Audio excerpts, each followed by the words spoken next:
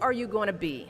And if you'll notice, I'm not asking what are you going to do, but who are you going to be?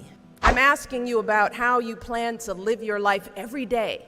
How are you going to respond when you don't get that job you had your heart set on? For all of you who are going to be teachers, what are you going to do if the students in your class next year just don't respond to your lessons? For all of you going into business, how will you react when your boss gives you a goal that feels way too high? See, these are the moments that define us. Not the day you get the promotion, not the day you win Teacher of the Year, but the times that force you to claw and scratch and fight just to get through the day.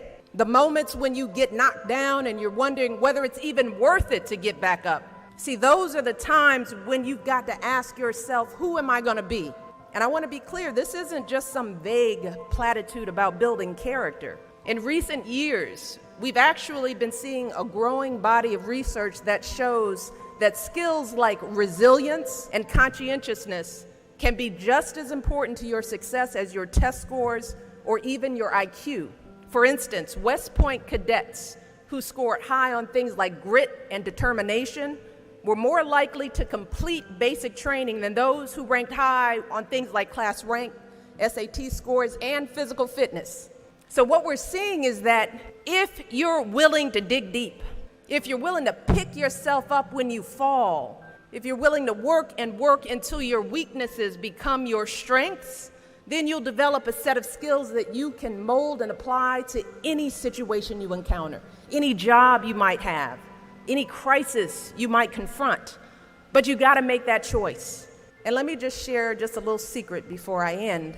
As someone who has hired and managed hundreds of young people over the course of my career, whether it was during my time as a lawyer, as an administrator, as a university, a nonprofit manager, even now as First Lady, I have never once asked someone I was interviewing to explain a test score or a grade in a class. Never.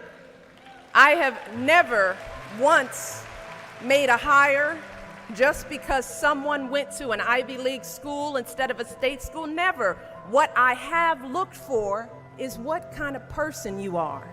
Are you a hard worker? Are you reliable? Are you open to other viewpoints? Have you stepped outside of your own self-interest to serve others? Have you found a way to serve our country, whether in uniform or in your community? Again and again, I have seen that those are the qualities that I want on my team, because those are the qualities that move our businesses and schools and our entire country forward. And just understand this. Those are the qualities that you all already embody. They're the values you learned from your parents, from the communities you grew up in. And today, more than ever before, that's what the world needs.